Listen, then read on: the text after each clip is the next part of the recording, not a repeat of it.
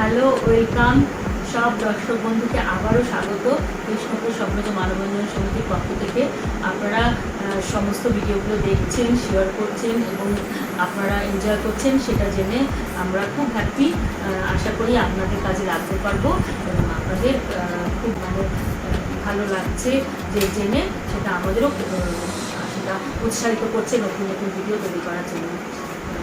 হ্যাঁ ম্যাম, আগের ভিডিওটাতে আপনি বলেছিলেন যে আন্ডার 2 ইয়ার্স এবং 2 ইয়ার্স থেকে 10 ইয়ার্স অবধি বাচ্চাদের আমরা প্যারেন্টিং কীভাবে করব আর কীভাবে ওদের হেলদি মিডিয়া আমরা প্রোভাইড করতে পারি। কিন্তু যারা 10 ইয়ার্সের থেকে একটু বড়, 11 ইয়ার্সের পর থেকে যেসব বাচ্চারা আছেন তাদেরও তো অনলাইন ক্লাসেস হচ্ছে, প্লাস সোশ্যাল মিডিয়ায় তারা বেশিভাবেই একটু অ্যাডিক্টেড হয়ে পড়ে। তো সেক্ষেত্রে আমরা প্যারেন্টিংটা কীভাবে করতে পারি? এটা তো নিশ্চয়ই আমাদের ভাবতে হবে যে একটু যখন বাচ্চা বড় হচ্ছে তখন তাদের কাজগুলো তাদের অনেক ধরনের কাজে যুক্ত হতে হচ্ছে, তাই না? স্কুলের আওয়ার্সটা বেড়ে যাচ্ছে 1 নম্বর। 2 নম্বর, তাদের আরও নানান ধরনের তাদের অ্যাক্টিভিটিতে তারা থাকছে। বিশেষত স্কুলের পরে তাদের টিউটোরিয়ালগুলো থাকছে, সেগুলো আজকাল কোভিডের সময় অনলাইন হচ্ছে।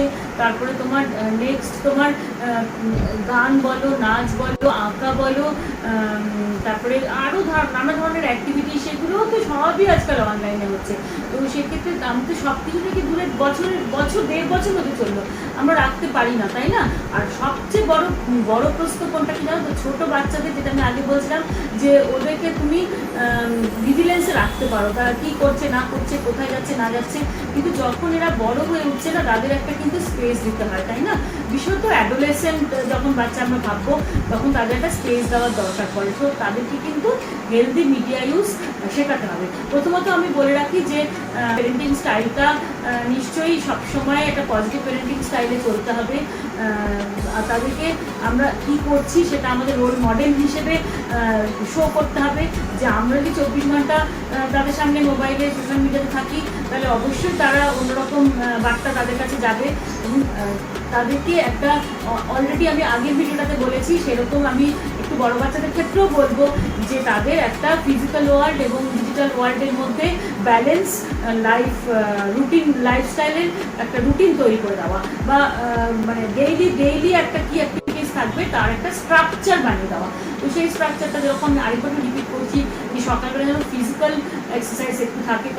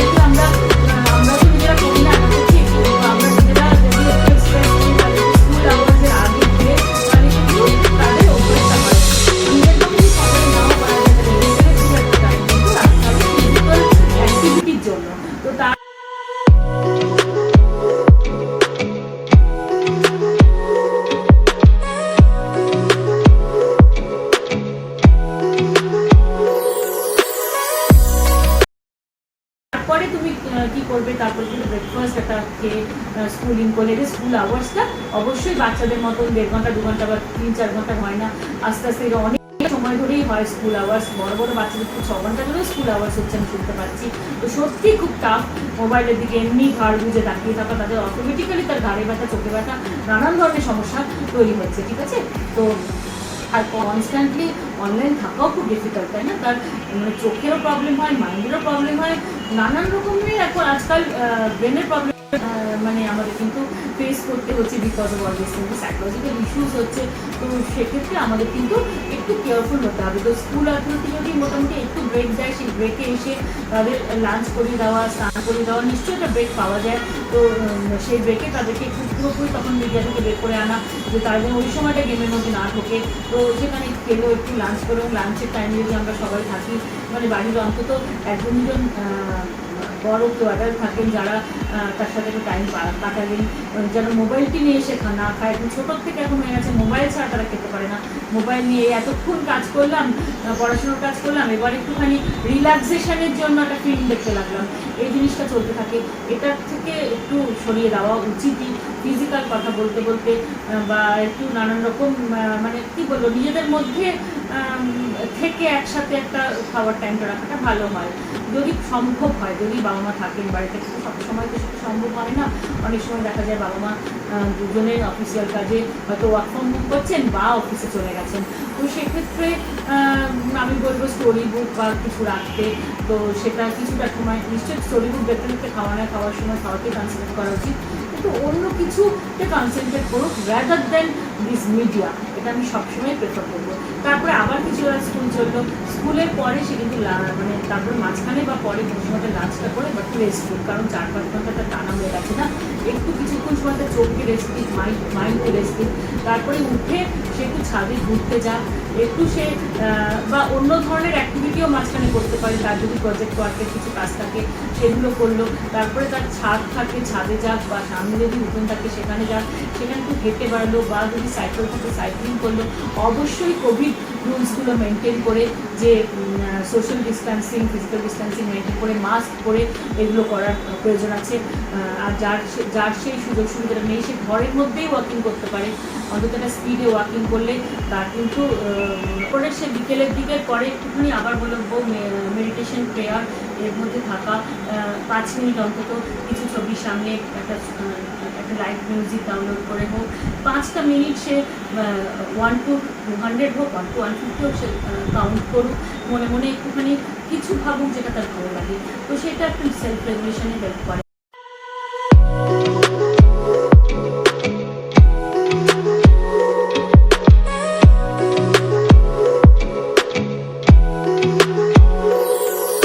তারপরে তার নিজেকে ক্লিন করে হোক, যাই করে হোক, একটা স্ন্যাক্স খেয়ে হোক সে পড়তে বসে যাক। হ্যাঁ, তো পড়তে বসে তাদের একটু বড় বাচ্চাদের পড়ার টাইমটা অনেকক্ষণ লাগে, এই সময় তাকে টিউটোরিয়াল বন্ধ থাকতে পারে। তো সেইগুলো করে তারপরে আবার তার একটা রিল্যাক্সেশন টাইম দেওয়া হোক। সেই সময় সে বল নিয়ে সেটা শুরু করুক, কি একটুখানি ব্যাটস ক্রিকেট খেলুক, কি একটু এক্সারসাইজ করুক, কি একটু টিভি দেখতে বসে যাক। সেই সময় তাকে যেন স্পেস দেওয়া হয়, সে তার 15-20 মিনিট নিজের মতন থাকবে, ঠিক আছে? সেই সময় যেন মা বাবা ইন্টারফেয়ার না করে। তারপরে ডিনার করলো, তারপরে আবার একটু স্টাডি করলো নিজের মতন, তারপরে সে ঘুমোতে গেল। তো অ্যাক্টিভিটি যার পছন্দ, নিজের পছন্দের অ্যাক্টিভিটি, কারোর ক্রাফট ভালো লাগে, কারোর ডান্স ভালো লাগে, কারোর মিউজিক শুনতে ভালো লাগে, সেইটা কিন্তু এনকারেজ করা উচিত এবং তার জন্য তাকে স্পেস দেওয়া উচিত। এখন কি হচ্ছে, কোভিডের সময় বাবা মা সারাক্ষণ সঙ্গে থাকার জন্য টিনেজারদের কিন্তু নিজস্ব টাইমটা ভীষণ কমে গেছে। হ্যাঁ, ঘাড়ের উপর আমরা সবাই বিশ্বাস পেয়েছি তাদের, হ্যাঁ বড়রা, তো আমরা বলে ওয়ার্ক ফ্রম হোম করছেন অনেকে, তো সেক্ষেত্রে তারাও কিন্তু খিচখিচে হয়ে যাচ্ছে। স্পেশালি বন্ধুদের থেকে অনেক দূরত্ব তাকে মেনটেন করতে হচ্ছে। তো সেটাও তাদের কাছে খুবই মানে একটা কী বলবো মেন্টাল ইস্যুস হয়ে দাঁড়াচ্ছে, তাই না? তারপরে প্লাস আমি আগের ভিডিওতে বলেছি, এবারও রিপিট করছি, ফ্যামিলিতে করোনা হচ্ছে, কারো নিজেদের করোনা হয়ে যাচ্ছে, তাদের আতঙ্ক তারা করে বেড়াচ্ছে, ফ্যামিলিতে ডেথ হচ্ছে। এরা তো বুঝতে পারে এটা তো অনেক বড় হয়েছে না, আরও বেশি ফিল করে। ছোটরা বুঝতে পারে না তা না, ছোটদের ফিলিং একরকম, এদের ফিলিং তো আরও বেশি ইমোশনালি তারা মানে কোনো অ্যাটাচ পারসন তাদের মানে তারা চলে গেলে তারা আরও বেশি তাদের কী হচ্ছে না ব্রেকডাউন হচ্ছে, মেন্টাল ব্রেকডাউন হচ্ছে। তো সেক্ষেত্রে তাদেরকে আরও সাপোর্ট দেওয়ার দরকার আছে। তারা কী করে নেগেটিভিটির সাথে কোপ আপ করে একটা রেজিলিয়েন্ট চাইল্ড হতে পারে, সেটা তাদেরকে মানে আমাদের শিক্ষা দিতে হবে। যে আস্তে আস্তে মানে নেগেটিভ জিনিসগুলো যে দুনিয়াতে চলছে সেটাকে ওভারকাম কী করে করতে হয় সেটাকে কিন্তু লাইফ স্কিল শেখা বলে। হ্যাঁ, তো কিছুটা এটা মানে আমাদের কাছে আসলে আমরা শেখাই যে দেখুন, আগে আমরা জানতাম যে রেজাল্ট খারাপ করলে বাচ্চারা অনেক কিছু ভুলভাল ডিসিশন নিয়ে ফেলে, বড় বাচ্চারা বিশেষত, বা বন্ধুদের সাথে লড়াই হলে বা তাদের ব্রেকআপ হলে। আর এখন কি বলুন তো, এখন তো মেন্টালি ডাউন হয়েই আছে, তার মধ্যে যদি স্কুল থেকে একটা বকা খেলো বা মা ব্যস্ত, সে স্কুল থেকে শুনলো আপনার বাচ্চা পড়ছে না, পড়া যে এখন কী হচ্ছে, কিন্তু বড় বাচ্চারা স্কুলে টাইমে অন রেখে সে যে কী করছে তার ঠিক থাকছে না, পরীক্ষাগুলো ঠিকমতো হচ্ছে না। তো সেক্ষেত্রে গুণ করে যদি তার একটা ইভ্যালুয়েশন করা হয়, দেখা যায় তার খুব ভালো হয়নি। তো সেক্ষেত্রে মা বাবা তাকে বকতে চলে আসেন, সেটা কিন্তু তার কাছে খুব মানে সহনীয় হয় না। তো সেক্ষেত্রে বুঝে বুঝে আমাদের প্যারেন্টিংটা করতে হবে। একদম মানে খুব বেশি রকম যদি তাদের ক্রিটিসাইজ করি, বড় বাচ্চাদের কিশোরদের তারা কিন্তু নিতে পারবে না এই প্রেশারটা, এটা মাথায় রাখতে হবে। তারপরে ধরুন বোর্ড এক্সামগুলো হচ্ছে না, হ্যাঁ, তো যারা তৈরি হচ্ছে তাদেরও কিন্তু একটা মেন্টাল প্রেশার পড়ছে, আবার যারা তৈরি হচ্ছে না তাদেরও মেন্টাল প্রেশার পড়ছে। এটা কিন্তু একটা লং টার্ম এফেক্ট আছে। তো তাদের কী করে মানে এই যে বোর্ড এক্সাম না হওয়ার যে যন্ত্রণা, সেটাও কিন্তু তাদেরকে আস্তে আস্তে তাদের সাথে মানিয়ে নিতে হবে। তো এগুলো আস্তে আস্তে তাদেরকে শেখাতে হবে যে দেখো এই যে মানে আমরা পরিস্থিতি পরিবেশের মধ্যে দিয়ে যাচ্ছি, সেই এই পরিস্থিতি পরিবেশটা একটা অন্য ধরনের, যেটা আমরা কখনো ফেস করিনি বিগত 100 বছরে। তো এটা একটা মানে অন্যরকম সময়। তো সেই সময় সবাই মিলে যদি আমরা আমাদের টাইমটাকে মানে এনজয় করি, বা আমাদের কী বলবো, আমাদের সেই সময়টার কথা তাদেরকে শোনাই, বা কোনো কী বলবো একটা ফ্যামিলি টাইম রাখি, যে টাইমে আমাদের নিজস্ব যে কি আমরা শিখলাম, করলাম, কী ধরনের অ্যাক্টিভিটি করলাম, সেইগুলো নিজেদের মধ্যে আদান প্রদান করলাম, বা কোনো একটা কিছু স্পেসিফিক আমরা যদি লার্ন করলাম, সেই জিনিসটা আমরাও বললাম, তার কাছ থেকেও শুনলাম। কারণ তাদেরকেও কিন্তু বলতে দিতে হবে। এই সময় কিন্তু তারাও বলতে চায়, কারণ তাদের আইডেন্টিটিটা তৈরি হয়, হ্যাঁ। তো তাদেরকে সবসময় থামিয়ে দিলে তারা কিন্তু মানে বিরক্ত হয়, রেগে যায়, এবং তাদেরকে একটুখানি গুরুত্ব সহকারে তাদের কথাটা ইম্পর্টেন্স দিয়ে শুনতে হবে। 15-16 বছরের যদি ছেলে মেয়ে হয়ে যায়, তারপরে তাদের ক্ষেত্রে আরেকটু আমি বলে রাখি, তারা কোথায় কোথায় মিডিয়ায় ঘুরছে এটাও আমাদের লক্ষ্য রাখার দরকার আছে। কারণ ভুলভাল জায়গায় ঢুকে পড়া, ভুলভাল সাইটে ঢুকে পড়ার খুব চান্সেস আছে। মিডিয়া ইউজ করতে করতে এরা তো বড়, এরা যে কোথায় ঢুকে পড়ছে, কোথায় যে দুম করে ছবি পোস্ট করছে, তাদেরকে কিন্তু এইটুকু টিচ করার দরকার আছে, দুমদাম কোথাও যেন ছবি পোস্ট না করে। দুমদাম কোনো ডিজিটাল ফ্রেন্ড যাদের সাথে পাঠিয়েছে, তাদের তো ইয়েটা মানে প্রোফাইল পিকচার বা ধরুন যা লেখা আছে সেগুলো সবসময় সত্যি নাও হতে পারে, এবং সব বাচ্চাদের বুঝতে পারে না, তাই না?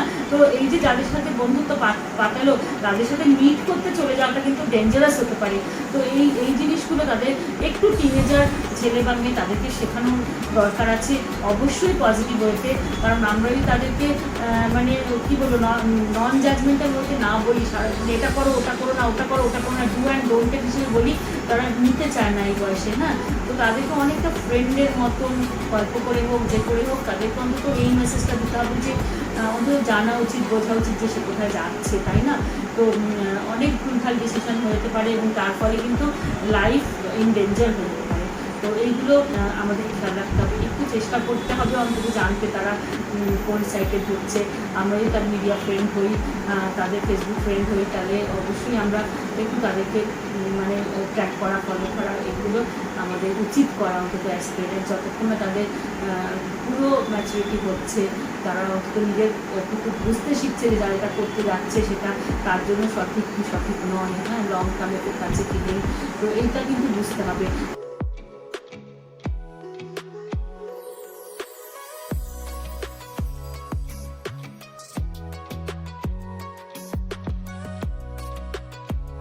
এবং তার পাশাপাশি আমাদেরও পেরেন্টিংটাও খুব সতর্কভাবে করতে হবে। সবসময় বকাবকি, সবসময় আমরা এই করেছি তোমরা এই করোনি, এই কথাগুলো কিন্তু তাদের জন্য উপাদেয় হবে না, তাদের প্যালেটেবল হবে না, তারা কিন্তু নেবে না, আমাদের থেকে দূরত্বেই চলে যাবে। তো তাদের খুব সহজ হয়, কারণ তাদের এই মিডিয়াটা না তাদেরকে একটা অন্য জায়গা, অন্য মাত্রা, অন্য প্ল্যাটফর্ম দিয়ে দিয়েছে। তারা ওর মধ্যেই ঢুকে যাবে আরও বেশি করে, বিশেষত টিনেজাররা মা বাবাকে অ্যাভয়েড করে ওর মধ্যে ঢুকবে। ওর মধ্যে আজকাল মা বাবারা বলে যে দেখুন বন্ধুকে মিট করতে পারছে না, বন্ধুরা মিলে অনলাইন গেম খেলছে। তো এই জায়গাটা একটু বলুন যে কতটা সময় তারা করছে। তো হেলদি মিডিয়া ইউজ মানে হচ্ছে দেখুন মানে অ্যাডিকশনটা অন্তত না হওয়া, ভুলভাল সাইটে না ঢোকা, এইগুলো কিন্তু আনহেলদি অ্যাপ্রোচ। হেলদি আপনার পড়াশোনার জন্য ঢুকতে হবে, কিছু আপনি ক্রিয়েটিভিটি শিখলেন, হয়তো কোনো জিনিস আপনার মানে আপনার পছন্দের জিনিস শিখলেন, সেখান থেকে সেটাকে আমাদের কিছুটা এনকারেজ করতেই হবে, কিন্তু অবশ্যই টাইম মেনটেন করে। স্কুল টিউটোরিয়াল এবং তারপরেও ধরুন এই যে কিছু তার হবি, তার কিছু শিখলো, সেটা যেন মানে অনেকটা টাইম না হয়ে যায়, কিছুটা মিডিয়া ফ্রি জোন থাকে, হ্যাঁ, সেটা আমাদের শরীরের জন্য এবং মনের জন্য দুটোর জন্যই দরকার। সো ফান টাইম দরকার, ফ্যামিলি টাইম দরকার। একটা দিন যদি আমরা মানে একটা ছুটির দিন নিজেদের মতন কয়েক ঘন্টা এনজয় করি, ছোটোখাটো মানে কী বলবো মানে আমাদের ঘরোয়া গেম খেলে, যেগুলো ক্যারাম বলুন, লুডো বলুন, হ্যাঁ, তো এই ধরনের গেম খেলে যদি আমরা টাইম মতো পাস করতে চেষ্টা করি, সেটাও কিন্তু তাদের জন্য ভালো হবে, আমাদের বন্ডেজটা ভালো হবে। তো আমাদের দিকে চেষ্টা করা উচিত। সব কাজে আমরা ফলপ্রসূ হবো তা না। আমি পেরেন্টিংয়ের জন্য এটা বললাম। তারপরে খাওয়া দাওয়ার দিকেও তো নজর দেওয়া উচিত, যে সবারই ওয়েট বেশি গেইন করে ফেলছে, তো এগুলো কিন্তু লং টার্ম এফেক্ট থাকবে। তো খাওয়া দাওয়াগুলো একটু সবজি ফল এগুলো বেশি করে দেওয়া। ওরা যে চটজলদি ঘরে এনে নানান রকমের ফাস্টফুডগুলো খেয়ে ফেলছে, সেটাও তাদের কিন্তু মানে কী বলবো, অন্তত ভালোভাবে বোঝানোর দরকার আছে যে এগুলো হেলদি নয়। তো হেলদি ডায়েটও নিশ্চয়ই খেতে হবে, হেলদি লাইফস্টাইল মেনটেনের সাথে সাথে। তো এইগুলো যদি আমরা লক্ষ্য রাখি, তাহলে নিশ্চয়ই কোভিড টাইমে যে মেন্টাল স্ট্রেসের মধ্যে আমরা আছি, সেটা বাচ্চাদের সাথে সাথে আমরা নিজেরাও কাটিয়ে উঠতে পারবো। আপনারা জানেন সবাই আমরা মেন্টাল স্ট্রেসে আছি, প্রত্যেকে top to bottom, socio economically যেখানে আমরা দাঁড়িয়ে আছি, যে এজ গ্রুপে দাঁড়িয়ে আছি, ইকোনমিক্যালি সোশ্যালি যেখানে দাঁড়িয়ে আছি, প্রত্যেকে আক্রান্ত, প্রত্যেকে আমরা এফেক্টেড। তো সেখানে সবাই যদি সবার সাথে দাঁড়িয়ে হাতে হাত মিলিয়ে আমরা এই সময়টা কাটিয়ে ওঠার চেষ্টা করি, তাহলে কিন্তু আমরা আবার একটা নতুন পৃথিবী, নতুন সূর্য দেখবো, নতুন ভোর দেখবো। আসুন আমরা সবাই মিলে সেই কোভিড ফ্রি দুনিয়াটা প্রে করি। তো এইটুকু আশা করে, এইটুকু প্রে করে আজকের মতন আমি বিদায় নিচ্ছি। নমস্কার। দেখতে থাকবেন আর সুস্থ থাকবেন, ভালো থাকুন মেন্টালি এবং ফিজিক্যালি।